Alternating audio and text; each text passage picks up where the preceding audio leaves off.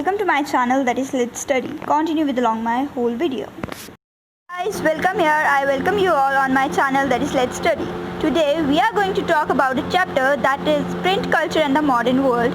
It is in 10th standard book which you find there, and in this chapter we are going to know about it, how the print culture come to the whole world and how it comes to India and who helped us to came it into India.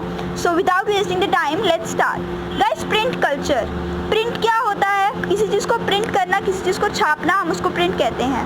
हमारे culture की बात करें, culture क्या होते हैं? हमारे रीति रिवाज, और मॉडर्न वर्ल्ड में कैसे आया, क्या हुआ, क्या उसका इम्पैक्ट पड़ा लोगों पे, हम इस चैप्टर में इस बारे में पढ़ेंगे. So let's come. So the earliest kind of print technology was developed in China, Japan and Korea. मतलब कि जो फर्स्ट टाइम पे जो प्रिंट टेक्नोलॉजी कहाँ पे आई है? चाइना में, जापान में और कोरिया. ये वहाँ पे जो सिस्टम था जो प्रिंट टेक्नोलॉजी का, वो कैसा आया है? This was system of hand printing का, जो कि 594 ऑनवर्ड्स आया है. जो फर्स्ट बुक जो थी वो प्रिंट हुई है हमारी चाइना में, देन जापान में, देन कोरिया में, and after that all to the countries it came. So let's talk about it. And China were printing the rubbing paper also invented there. मतलब कि चाइना की जो बुक्स जो थी वहाँ पे प्रिंटेड हुई हैं by rubbing paper. यहाँ पे एक न्यू वर्ड है it is calligraphy. The art of beautiful and stylish writing is known as calligraphy. जब हम ब्यूटीफुल एक स्टाइलिश राइटिंग लिखते हैं तो हम उसे कैलीग्राफी कहते हैं. अब जब हम हमारी जो टेक्नोलॉजी जो है जब वो जापान में हुई है, जब हम प्रिंट इन जापान की बात करते हैं तो वहाँ पे जो बुद्धिस्ट मिशनरी जो फ्रॉम चाइना से आई थी, जिसने कि इंट्रोड्यूस की थी hand printing technology in Japan around किसमें 768 to 770 AD में. द ओल्डेस्ट जापानीज बुक जो है, आपको मल्टीपल चॉइस में ये बोर्ड के एग्जाम्स में क्वेश्चन आता है, what is the old Japanese book printed in 1868, that is Buddhist Diamond Sutra, जिसने कि कंटेन किए थे 6 sheets of text and woodcut illustrations. Printed in textile playing cards, even on the paper money as well. So it means it will very fruitful for in the medieval Japan poets and prose writings where they regularly published, and books जो थी वहाँ पे cheap थी, easy price में मिल जाती थी और abundantly मतलब easily मिल जाती थी वहाँ पे, और उसका जो प्राइस था वो भी ज़्यादा कॉस्टली नहीं थी. जो प्रिंटिंग जो थी और विजुअल मटेरियल जो था वो इंटरेस्टेड हो गए पब्लिशिंग प्रैक्टिसेस में. इन द 19th सेंचुरी में जो फ्लरिशिंग हुई जब अर्बन सिटीज़ में, ईडो जो है उसका Edo was known as Tokyo. ये भी बहुत बार हमें पूछा जाता है, so you should mark it there. वो कम कैसे हुआ यूरोप में? तो जैसे कि हमने पढ़ा कि पहले सेंचुरीज में silk and spices from China जो थी वो फ्लोड हुआ यूरोप में थ्रू किसके? सिल्क रूट से. But in the 11th century जो चाइनीज पेपर जो था उसने रीच किया यूरोप में बाय द सेम रूट. मतलब कि चाइनीज पेपर जो था वो यूरोप में आया सेम रूट में जैसे कि सिल्क रूट आया. बट उस टाइम पे क्या हुआ कि देन इन 1295 मार्को पोलो जो था वो एक ग्रेट एक्सप्लोरर था जो कि इटाली गया था, और इटाली से जब उसने ये चीज़ सीखी तो वो अपने साथ उसे एक्सप्लोर किया. वो चाइना का जो वो इटाली का था ये मार्को पोलो, और ये एक ग्रेट एक्सप्लोरर था. सो ये जब वहाँ से आए हैं तो ये जो चाइना से वापस आए तो ये अपनी जो टेक्नोलॉजी जो थी ये अपने साथ ले आए. जो वो कौन सी टेक्नोलॉजी थी? This was the technology of wood block printing. In this book you can also see the Marco Polo brought this knowledge back with him. Now Italians began producing books with wood cutter. मतलब कि वो जब China गए उन्होंने ये एक्सप्लोजर वहाँ से सीखा और ये नॉलेज अपने साथ ले आए. Then they also started printing books in Italy also. मतलब कि वैसे ये इटाली में भी इस्टेब्लिश हो गई प्रिंटिंग. For book increase. जो बुक सेलर जो थे ऑल ओवर यूरोप के, उन्होंने शुरू कर दिया कि वो एक्सपोर्ट करेंगे बुक्स टू मैनी कंट्रीज. जब आपको पता है जब किसी भी चीज़ का प्राइस या किसी भी चीज़ की जब डिमांड बढ़ जाती है तो वो हर किसी को पसंद आने लगती है. वैसे ही इसकी पसंद आ गई थी बुक्स सबको, और जिसकी वजह से इनका जो बिज़नेस जो था वो बुक्स में काफ़ी ज़्यादा चला. उस टाइम पे बुक्स फेयर जो थे वो हेल्ड हुए. यहाँ पे बुक्स के मेले जो थे जहाँ पे कि बुक्स बेची जाती थी वो वहाँ पे हेल्ड हुए बहुत ज़्यादा जगहों पे. और जो प्रोडक्शन जो थी ऑफ हैंड राइटिंग मैन्युस्क्रिप्ट्स की was also organized in new ways to meet the expanded demands. अब न्यू एक्सपेंडेड डिमांड्स के लिए मैन्युस्क्रिप्ट्स क्या होती हैं? जो राइटिंग डॉक्यूमेंट्स होते हैं हम उसको बोलते हैं manuscripts. And as you can see that the more than 50 scribes often work for one book seller. 50 subscriber से ज़्यादा वन बुक सेलर जो थे. अब यहाँ पे क्या था, मैं आपको यहाँ पे एक लास्ट लाइन जब आप पढ़ते हैं इसका लास्ट पैराग्राफ में एक लाइन है, The breakthrough offered at Starbuck, Germany, where John and Johann Gutenberg की बात करें गाइस अगर, तो वो फर्स्ट प्रिंटिंग प्रेस उन्होंने लाई थी इन 1430 में, and he was the son of Strasbourg. Guys, it was the most important concept of this chapter, Gutenberg and the printing press. This is the also textual question of this chapter even.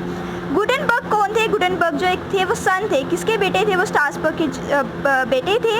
और वो सन किसके थे? एक merchant था. मतलब उनके जो पिताजी थे वो एक मर्चेंट थे और उनका बिजनेस जो था वो लार्ज एग्रीकल्चर स्टेट पे था. उन्होंने अपने बचपन से ही क्या देखे थे? वाइन एंड ऑलिव प्रेसेस देखी थी. सब्सिक्वेंटली उन्होंने लर्न किया वो आर्ट ऑफ पॉलिशिंग स्टोन्स का और वो एक मास्टर बन गए किसके? गोल्ड स्मिथ के.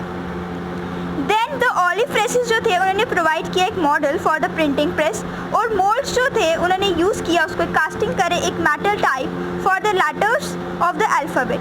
बाय 1448 जो गुटेनबर्ग जो थे वो परफेक्ट हो गए उस सिस्टम में. एज यू नो देन 1440 उन्होंने ये सिस्टम जो था वुड ब्लॉक प्रिंटिंग का वो डेवलप किया एंड इन 1448 में वो परफेक्ट हो गए सिस्टम में. ये आपको क्वेश्चन पूछ सकते हैं कि वो परफेक्ट कब हुए थे अपने सिस्टम में and when he develop this system and when he got master in the system. Now the first book he printed, the first book Gutenberg ने print की थी, that was the Bible, and it was and it took 3 years to make, and even the 180 copies were produced that time, and by the standard of this time this was the fast production. उस time पे ये एक fast production हुई थी और जो new technology थी वो उस टाइम पे डिस्प्लेस नहीं कर सकती थी art of producing books by hands. In fact जो प्रिंटिंग बुक्स जो थी फर्स्ट क्लोज रिसैम्पल किया उसने मैन्युस्क्रिप्ट्स में. कंसेप्ट है यहाँ पे that is in the 19th century what was happen. In the 19th century यहाँ पे जो मास लिटरेरी थी यूरोप में वो बिगिनिंग हो गई इन लार्ज नंबर में. बहुत ज़्यादा लोग पढ़ने में इंटरेस्ट हो गए among children women and workers even also. Now children women और वर्कर्स पे इस पे क्या इम्पैक्ट पड़ा? Now we are going to talk about this. Guys France में एक चिल्ड्रन प्रेस जो थी devoted to literature for children alone, वो चिल्ड्रन के लिए एक प्रेस खोली गई जो कि सेटअप हुई थी फ्रांस में इन 1857 में. दिस प्रेस ने पब्लिश किया new works as well as the old fair tales and fall tales. पुरानी जो प्रथाएं जो थी उनसे थोड़ा सा कंसेप्ट लेके इन्होंने फॉल टेल्स और फेयरी टेल्स जो थी वहाँ पे शुरू कर दी. द ग्रिम ब्रदर्स जो थे इन जर्मनी में उन्होंने स्पेंड किए ईयर्स कंपाइलिंग किसके लिए? ट्रेडिशनल फॉल टेल्स के लिए जो गैदर्ड हुआ था फ्रॉम पीजेंट्स के. अब जो and some of the best novelist जो थे वुमेन्स में वो थी Jane Austen and the Bronte sisters, George Eliot. In the last paragraph you can see because here that time the woman became important as the reader as well as the writer. वहाँ पे पेनी magazine जो थी वो specially बनी किसके लिए थी? Womens के लिए. As were manuals teaching proper behaving and house keeping, मतलब कि उसमें टीचिंग कैसे करते हैं, घर का काम कैसे करते हैं, उन सबको मैनेज कैसे करते हैं. In this book they came to know about it. Then the womens also became the novelist and the best womanist was in the last paragraph as I tell you that in Jane Austen and the Bronte sisters and the John Eliot. These writings जो थी became important in definition new type of woman. Now the most important concept which is related to our country that is India. Print हमारा India में कैसे आया? Print जो था वो सबसे पहले गोवा में आया जो कि पोर्टुगीज मिशनरीज के through in the mid 16th century में गोवा में आया. और उसके बाद जब गोवा, आपको पता है गोवा जो है हमारी इंडिया की स्टेट है जिसकी कैपिटल है पानाजी, और जब ये पोर्टुगीज के थ्रू हमारे गोवा में आ गया और इसके थ्रू ही ये हमारे इंडिया में भी प्रिंटिंग का कंसेप्ट आ गया इन द 16th सेंचुरी. यहाँ पे जो कैथोलिक प्रीस्ट जो थे इन्होंने प्रिंट की इनकी first Tamil book that in 1579 at Cochin जो है ये एक जगह है कहाँ पे? तमिल में, तमिलनाडु में. एंड इन 1730 में द फर्स्ट मलयालम बुक जो थी वो प्रिंटेड हुई bye them. And in 1710 Dutch Protestant missionaries ने प्रिंटेड की 32 Tamil text, many of them translates of older workers.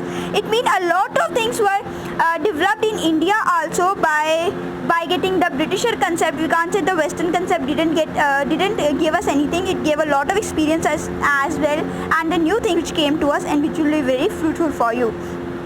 Now यहाँ पे हिकी थे जिन्होंने पब्लिश की थे लॉट ऑफ एडवर्टाइजमेंट इंक्लूडिंग दोस्त जो कि रिलेट करते थे इम्पोर्ट और सेल ऑफ स्लेव्स. स्लेव्स क्या होते हैं? हमारे बंधुआ मजदूर, मतलब कि यहाँ पे लेबरर्स जो होती हैं उनको स्लेव्स कहते हैं. उन्होंने एक एडवर्टाइजमेंट की थी. एडवर्टाइजमेंट होती है हमारे विज्ञापन और जिसमें कि ऐड बोलते हैं हम इनको, जो कि रिलेटेड की कि इम्पोर्ट करें और सेल करें किसको? हमारे स्लेव्स को. Now, if we're talking about religious reform and public debates, so in the early 19th century, जो intense debates and around religious issues.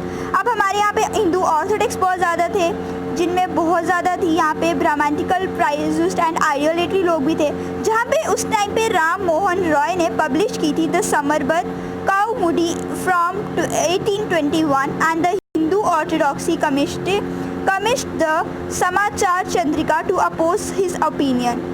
अगर आप लास्ट लाइन पढ़े यहाँ पे तो लिखा हुआ है कि the first printed edition of the Ramcharitmanas of Tulsidas, ये बहुत ज़्यादा फेमस बुक थी जो कि तुलसीदास जी ने लिखी थी। 16th century text came out from Calcutta in 1810। हमारा जो लास्ट कंसेप्ट है इस चैप्टर में ये है कि poor print and the poor people पे क्या इफेक्ट पड़ा। उस टाइम पे क्या हुआ कि बहुत ज़्यादा चीप और एक स्मॉल बुक्स बनाई गई थी, पॉकेट्स बुक भी वहाँ पे बनाई गई थी, और जो कि मार्केट से इन द 19th सेंचुरी में मद्रास टाउन में सोल्ड की जाती थी। मतलब कि रेडियो पे, जैसे कि आप देख सकते हैं कि हमारे यहाँ पे कितनी ज़्यादा रेडियाँ वगैरह लगती हैं हर जगह पे, तो वहाँ पे जैसे कि सरोजनी लगता है दिल्ली में, हमारे जम्मू में आप देख लीजिए सिटी वाली साइड पे, तो वहाँ पे भी होता है। तो वैसे ही वहाँ पे भी उस टाइम पे बुक्स जो थी वो रोड साइड्स पे बेची जा रही थी और वो छोटी थी और लो कॉस्ट थी।